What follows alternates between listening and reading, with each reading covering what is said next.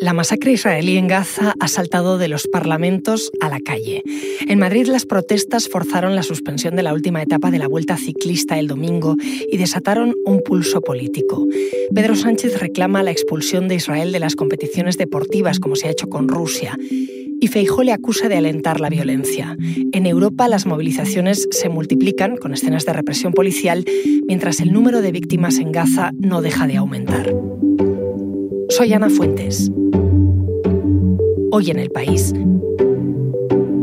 ¿Ha tomado nota Europa de las protestas en la Vuelta?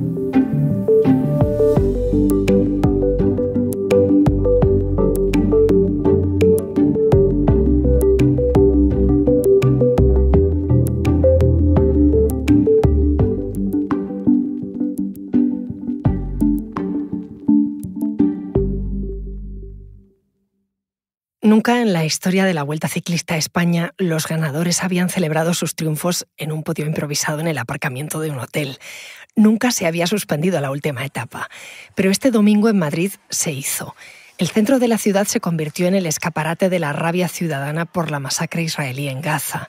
Se sabía de antemano que ocurriría, que iban a salir a la calle, pero los organizadores decidieron mantener el recorrido. Y las imágenes de las pancartas, los gritos, las calles llenas de gente, dieron la vuelta al mundo como símbolo de un descontento que trasciende lo deportivo. La reacción en las principales capitales de Europa ha sido desigual, condicionada por la implicación de cada sociedad y de la memoria política de cada país.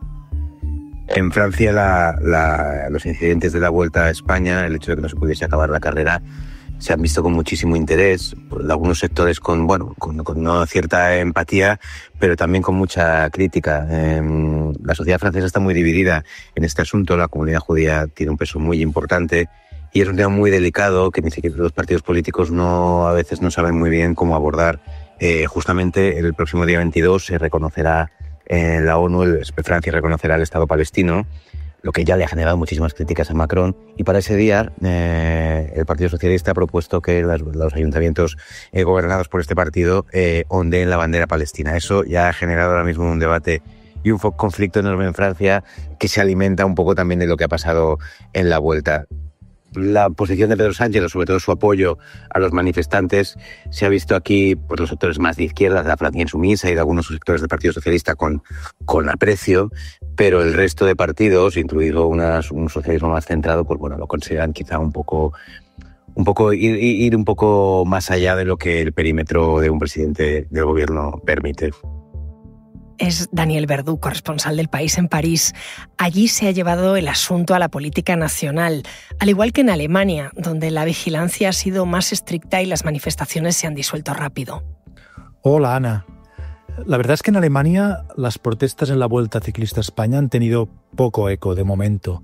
No es un tema del que se está hablando en la calle, ni tampoco es una noticia destacada en la prensa, ni siquiera en la prensa deportiva. Yo creo que hay una parte de la sociedad alemana, de la sociedad en Alemania, que aplaude y simpatiza con estas protestas. Pero hay otra parte de la sociedad y sobre todo del mundo político y mediático que es muy crítico con este tipo de acciones. Por ejemplo, el diario sensacionalista Bild, que es el más leído de Alemania y está bastante alineado con el gobierno de Israel, titula sobre las protestas en el día final de la Vuelta Ciclista a España en Madrid. Pone este título: los odiadores de Israel obligan a suspender una carrera ciclista. Pero incluso si nos vamos al otro lado del espectro ideológico, el diario de izquierdas, muy de izquierdas, Tageszeitung, también critica las manifestaciones. Hace unos días un articulista escribía: cuando alguien cuestiona el derecho de los israelíes a participar en competiciones deportivas internacionales, se hace alusión a Gaza. Se hace referencia al gobierno de Israel, en parte de extrema derecha, y a la guerra que el gobierno de Israel ha provocado. Y esta es la queja del articulista del Tageszeitung, y no se hace referencia al gobierno totalmente terrorista de la Franja de Gaza. Se refiere a Hamás y a la masacre del 7 de octubre de 2023, que supuso una declaración de guerra. Cierro la cita. Otro diario, el Süddeutsche Zeitung, que es el gran diario de centro-izquierda, que era un moderado, titulaba en un artículo de opinión: así es como los manifestantes pro-Palestina consiguen lo contrario de lo que pretenden. Es decir, las protestas según este diario, podían acabar siendo contraproducentes. A Alemania, dice Marc Bassets, que es el corresponsal del país allí, le pesa demasiado el recuerdo de los crímenes nazis, el asesinato de 6 millones de judíos durante la Segunda Guerra Mundial, como para criticar las políticas de Israel. Las imágenes de boicots a judíos en la Alemania nazi, yo creo que pesan en estos debates y contribuyen a la incomodidad ante las imágenes que pueden llegar desde la Vuelta a España. Es verdad que el canciller alemán, el democristiano Friedrich Merz, está haciendo un giro en la política alemana de apoyo incondicional a Israel. Ya no es así después de lo que ha sucedido en los últimos meses de las matanzas en Gaza, y Merz ha distanciado, por ejemplo, ha suspendido la entrega de armas, y esto le ha merecido bastantes críticas en su propio partido. Pero aquí en Alemania pienso que sería muy difícil escuchar a un dirigente de un partido moderado hablar de genocidio para referirse a la guerra en Gaza. Hola, ¿qué tal? Aquí Rafa de Miguel desde Londres. La izquierda activista y que apoya la causa palestina en Inglaterra ha celebrado las manifestaciones y los actos de boicot contra la Vuelta Ciclista ocurridos en España. Porque este país tiene ya un historial de sabotaje contra los intereses israelíes y en protesta por todos los crímenes de guerra que están ocurriendo en Gaza, que viene de muy lejos. De hecho, hay una organización llamada Palestine Action, Acción Palestina, que ha logrado movilizar el apoyo de miles de personas que se han arriesgado incluso a ser detenidas y a desafiar a las autoridades para apoyar la causa palestina y denunciar el genocidio en Gaza. El gobierno británico, el gobierno de Keir Starmer, ha pretendido desplegar una mano dura contra estos actos de sabotaje.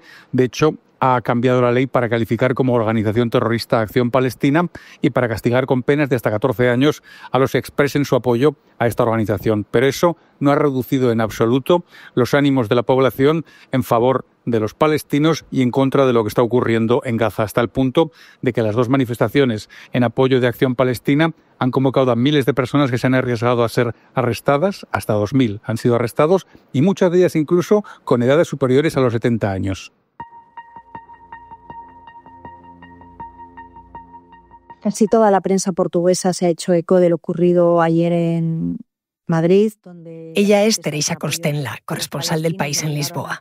Había también un interés especial por el hecho de que un ciclista portugués, João Almeida, ha hecho una gran vuelta y ha acabado en segundo lugar. Esta circunstancia, que no se repetía desde hacía más de 50 años, pues ha hecho también que la prensa portuguesa haya estado especialmente interesada en el desarrollo de las etapas.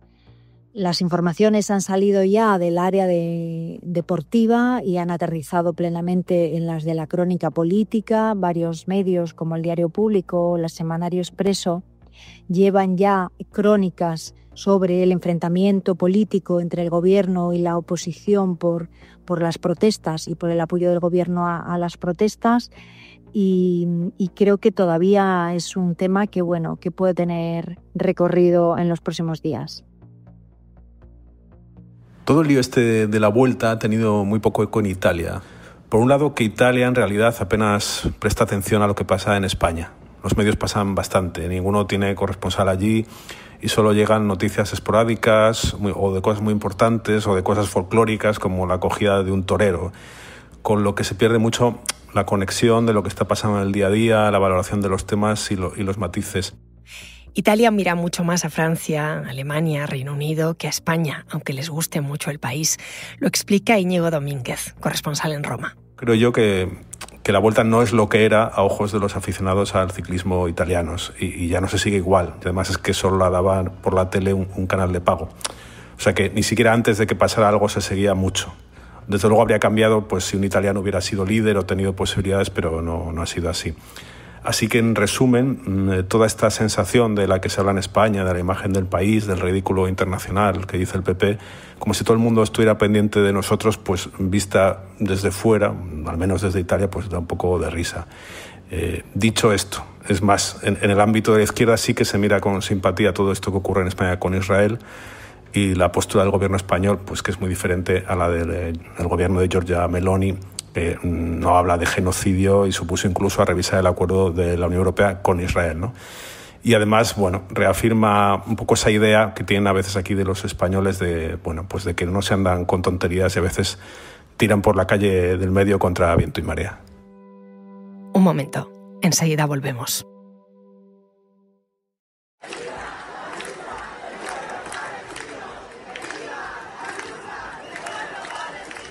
Hola, Andrea. Hola, Ana. Andrea Ricci es el corresponsal de Asuntos Globales del País. Te leímos el domingo por la noche con esa crónica que titulaste El significado global de la rebelión en Madrid. ¿Qué nos dice esa rebelión sobre cómo está la democracia liberal en Europa? ¿Es un síntoma de que para la gente ya las instituciones están agotadas? ¿Es una oportunidad de renovación? Yo creo que es de entrada y sobre todo un síntoma del agotamiento de un sistema, de un modelo. Uno que nominalmente defiende ciertos valores, ciertos principios, y tanto a escala internacional como dentro del marco del proyecto comunitario esos valores están claramente definidos y que sin embargo en la práctica, en algunos casos, como es el de Gaza, esos valores no se defienden y no se sostienen de forma adecuada. Con lo cual, de entrada, una consideración de agotamiento del sistema, pero al mismo tiempo es también el síntoma de una voluntad de rebelión ciudadana contra una época hecha de abusos, impunidad e indiferencia. Con lo cual los dos síntomas creo que discurren a la vez y cabe un punto de esperanza detectando esa disposición a movilizarse dentro del civismo absoluto. Y yo creo que ese punto de esperanza pues debe ser apreciado con profundidad. No sé si la esperanza son posibles réplicas. Tú mencionabas eso, que podían ocurrir movilizaciones similares en otras ciudades. ¿Qué tiene que pasar para que se dé eso? Un contagio emocional. Eso es lo que tiene que pasar. Porque vivimos en una época asimétrica en la cual las fuerzas nacionalistas, las fuerzas que libran una guerra cultural identitaria, están fuertemente movilizadas sobre la base de emociones, que discurren de forma muy fácil en las redes sociales, que son un terreno propicio a ese tipo de discurso, mucho más que al discurso racional, argumentado, matizado, que es el alma de la democracia. La democracia es debate, diálogo, ponderación, deliberación, requiere tiempo y matiz. Pero el tiempo moderno es contrario a esto y la contraparte está muy movilizada en clave emocional. Y entonces creo que es necesario desde la otra parte, por la cual entiendo todos aquellos que se creen y se consideran defensores de la democracia y de los derechos humanos, independientemente de distintas corrientes ideológicas, deben insertar algo de emoción dentro de su participación pública. Sería oportuno que ocurriese desde los más altos estamentos políticos e intelectuales, pero esto es verdadero también en la vida de cada cual. Nos corresponde a todos dar un paso al frente para defender democracia y derechos humanos y tiene que haber un poco de emoción en ello porque de otra forma el combate es desigual. Responder solo con racionalidad frente a una movilización emocional va a ser un fracaso, lo ha sido hasta ahora. Por lo tanto, lo que tiene que pasar es un contagio emocional. Antes de verano ya charlamos contigo de la actitud de la Unión Europea ante Gaza e Israel. Decías tú que Bruselas había perdido el alma porque no había conseguido poner de acuerdo a los 27 socios en cómo condenar la masacre en Gaza. Bueno, ha tardado 2 años casi, pero la Comisión acaba de proponer que se suspenda la parte comercial del acuerdo de asociación con Israel. ¿Están cambiando las tornas, de verdad? Están cambiando, pero no lo suficiente como para producir un efecto significativo y real. Desde luego el discurso ha cambiado, desde luego hay líderes que hasta hace poco estaban enrocados en una posición de total pasividad, y esto ha cambiado. Pero es un cambio lento e insuficiente, con lo cual si me preguntas si ha cambiado de verdad, me temo que la respuesta es todavía no.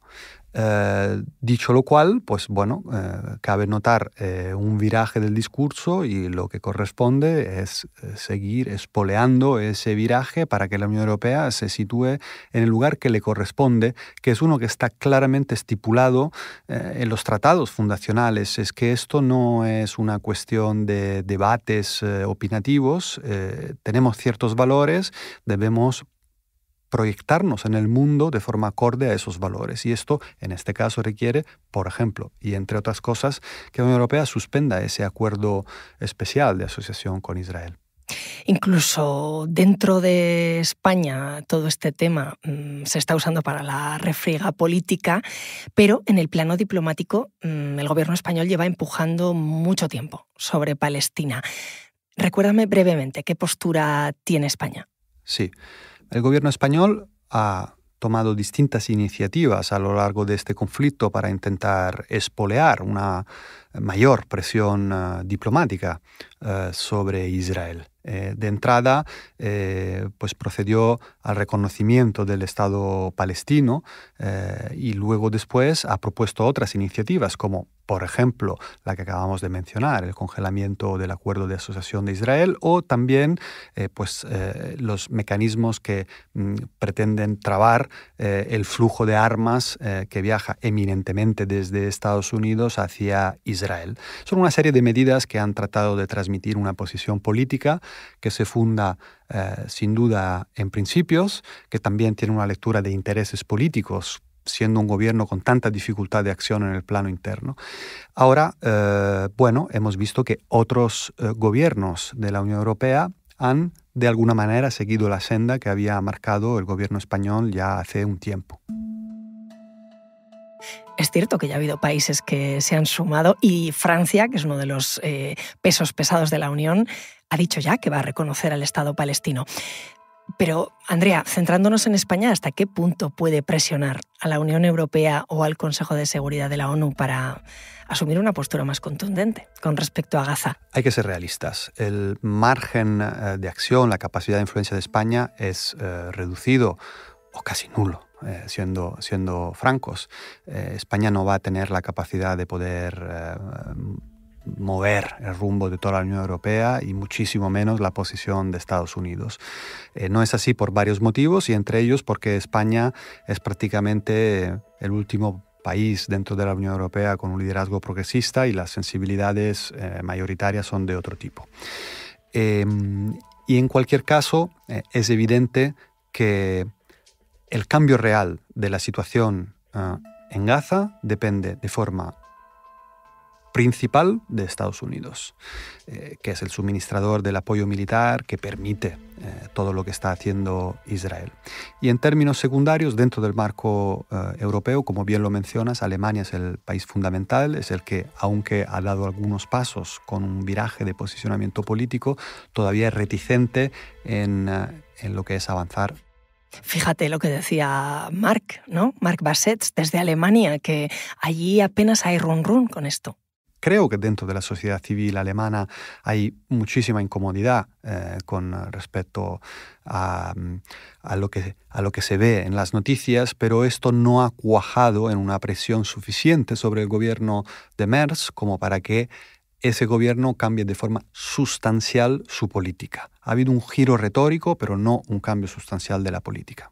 Así que, mientras los políticos están en el plano teórico, retórico, los ciudadanos están en la calle cada vez mostrando más indignación, ¿no? Una brecha que está aumentando.